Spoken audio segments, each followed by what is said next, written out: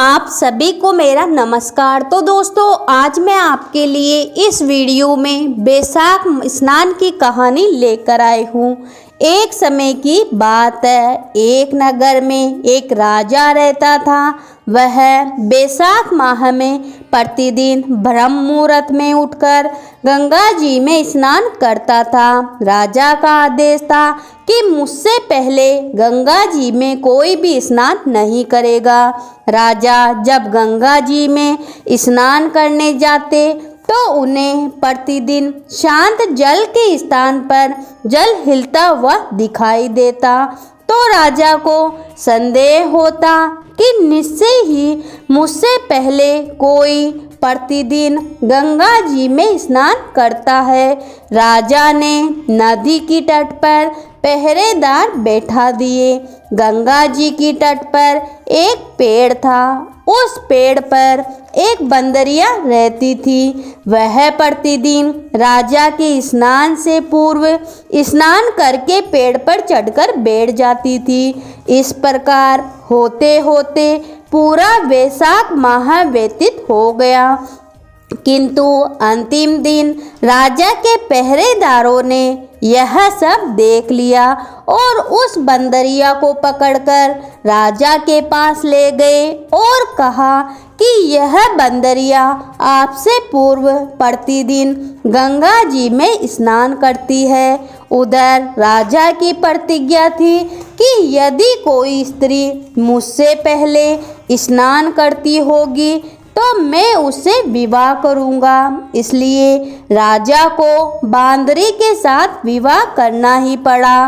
बैसाख स्नान के पुण्य प्रताप से बांदरी को गर्भ ठहर गया। 9 मास पूर्ण होने पर बांदरी ने राजा से पूछा कि शिशु जन्म के समय मुझे क्या करना चाहिए।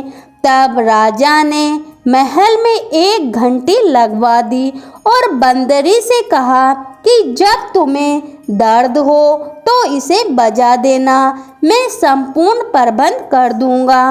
राजा की अन्य रानियां भी थी जिनके कोई संतान नहीं थी, अतः बंदरी को गर्भ है। यह समाचार जानकर अन्य रानियां मन ही मन उससे ईर्ष्या करने लगी और भावी संतान का नाश करने हेतु विभिन्न योजनाएं बनाने लगी।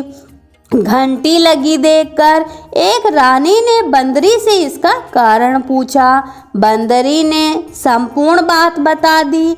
रानी ने उसे बहकाया कि एक बार घंटी बजाकर तो देखा कि राजा जी आते हैं या नहीं। बंदरी ने घंटी बजाई तो राजा दौड़े दौड़े महल में आए और घंटी बजाने का कारण पूछा। इस पर बांदरी ने उत्तर दिया, मैंने तो रानियों के कहने पर घंटी बजाई थी। तब रानियों ने राजा से कहा, यह तो पशु है, न जाने कितनी बार घंटी बजाएगी। इस प्रकार कहकर उन्होंने घंटी को हटवा दिया। कुछ दिनों बाद बांदरी के शिशु जन्म का समय आ गया तो उसने अन्य रानियों से पूछा कि अब मैं क्या करूं। तब रानियों ने कहा कि तुम आंखों पर पट्टी बांधकर सो जाओ। बांदरी के बैसाख माह के स्नान के पुण्य प्रताप के रूप में एक सुंदर पुत्र हुआ। शिशु के जन्म होते ही उसके रोने से पहले ही रानियों ने उसे एक टोकरी में रखकर दासी को दे दिया और आदेश दिया कि इसे नदी में बहाकर आ जाओ और उस शिशु के स्थान पर एक पत्थर रख दिया। राजा को भी कहलवा दिया कि बांदरी ने एक पत्थर को जन्म दिया है।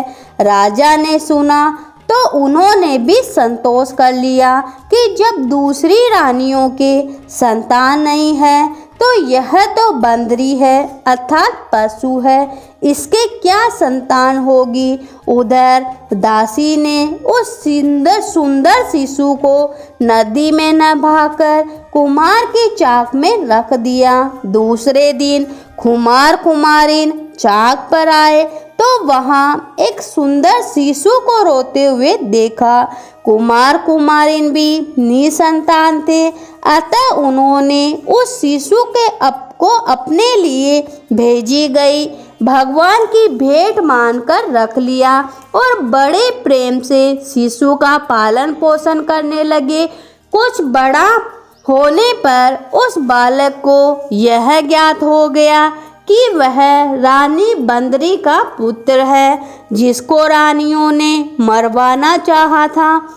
एक दिन वह बालक कुमार के बनाए हुए मिट्टी के हाथी घोड़े लेकर पनघट पर जा बैठा और दासियों को देखकर कहने लगा, आओ रे मेरे मिट्टी के हाथी घोड़े, आओ पानी पी लो। जब दासियों ने यह बात सुनी तो वे हंसने लगी और बोली, अरे मूर्ख, कभी मिट्टी के हाथी घोड़े भी पानी पीते हैं। इस पर उसने कहा, कभी बांदरी के भी पत्थर जन्म लेता है। यह समाचार दासी ने रानी को कहा और रानी ने राजा के कहकर कुमार को देश निकलवा दिया। कुमार वन में रहने लगा। तत्पश्चात जब अगले वर्ष चैत्र माह में गणगौर के पूजन का दिन आया तो वह बांदरी का पुत्र घड़े में पानी भरकर बगीचे के बाहर बैठ गया।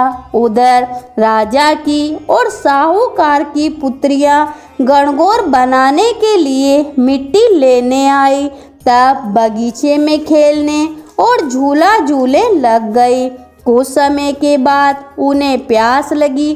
तब उन्होंने उस बंदरी के पुत्र से पानी पिलाने के लिए कहा तो उस युवक ने उत्तर दिया कि मेरे चारों ओर फेरे लगाती जाओ, तब मैं तुम्हें पानी पिलाऊंगा। इस पर पहले तो कन्याओं ने मना कर दिया, फिर प्यास तीव्र होने के कारण मान गई और उसके चारों ओर फेरे लगाने लगी। फेरे देने के कारण सारी लड़कियां उसके साथ ब्याह गई। फिर वो घर आ गई। 4-6 महीने निकले, किसी के सावे नहीं निकले, कोई देखने नहीं आया। सभी कहने लगे कि ऐसा क्यों हो रहा है, कोई देखने भी नहीं आता और सावा भी नहीं निकलता। माँ बाप को चिंता होने लगी। वहाँ एक बुढ़िया माई रहती थी। उसने से एक लड़की की माँ ने उस बुढ़िया माई को कहा कि जहाँ लड़कियाँ बातें करने इकट्ठा होती है वहाँ जाकर बैठ जाओ। बुढ़िया माई वहाँ गई। लड़कियाँ बोली, माँ जी आप हमारी बातें सुनने आए हो क्या? बुढ़िया माई बोली कि नहीं नहीं, तुम तुम्हारी बातें करो, मैं तो एक तरफ बैठी रहूँगी। लड़कियाँ आपस में बातें करने लगी। एक बोली, हम सब ने कुमार के बेटे के चारों ओर फेरे लिए हैं, तो हम सब उससे ब्याह गई हैं, इसलिए हमारा कोई सावा नहीं निकलता, कोई देखने नहीं आता। इस बुढ़िया माई ने यह सब सुन लिया। लड़कियों की माताओं को बता दिया। उन लड़कियों के पिता कुमार के घर गए और बोले कि हमारी लड़कियां तेरे बेटे के फेरे खा चुकी है, इसलिए उनकी शादी तेरे लड़के के साथ करनी पड़ेगी। कुमार बोला, मेरा बेटा इतनी पत्नियों को कैसे संभालेगा? लड़के से पूछा तो लड़का बोला, फिक्र मत करो, मैं सब संभाल लूँगा, इस सब का ब्याह मेरे साथ कर दो। लड़कियों के पिता ने धन दहेज देकर सबको विदा किया। आगे चलकर हर पत्नी के एक एक पुत्र पैदा हुआ। एक दिन बांदरी के बेटे ने कहा, चलो राजा के यहाँ चलते हैं। सब पत्नियों को तैयार करके राजा को समाचार करवाए कि हम सब आपसे मिलने आ रहे हैं। सब जने राजमहल पहुँचे। कुमार के लड़के ने पहले ही सब पत्नियों को कह दिया कि वहाँ एक बंदरिया बैठी मिलेगी, उसके सबको पेड़ लगना है। सबने कुमार के कहे अनुसार किया। दूसरी रानियां से भी पेड़ नहीं लगाई। रानियों को क्रोध आया और कहने लगी, कोई कुमार के बेटे की मस्करी गई नहीं, उसकी औरतें बंदरियों के पेड़ लगी और हमारे नहीं लगी। कुमार के बेटे को बुलाया और पूछा तो वो बोला, देखो राजा जी, मैं इस बांदरी का बेटा हूँ। मेरे होते ही रानी के कहने से दासियों ने मुझे कुमार की चाक में छोड़ दिया। कुमार वहाँ मिट्टी जमाने गया तो उसे मैं मिल गया, वो मुझे घर ले आई। झूठ लगे तो पूछ लो। राजा को बात जच गई। राजा ने रानियों को देश निकाला दे दिया और उन सबको राजमहल में रख लिया। लड़कियां बैसाख नाती थी, इसलिए उनको बेटे पोते राजपाट मिला।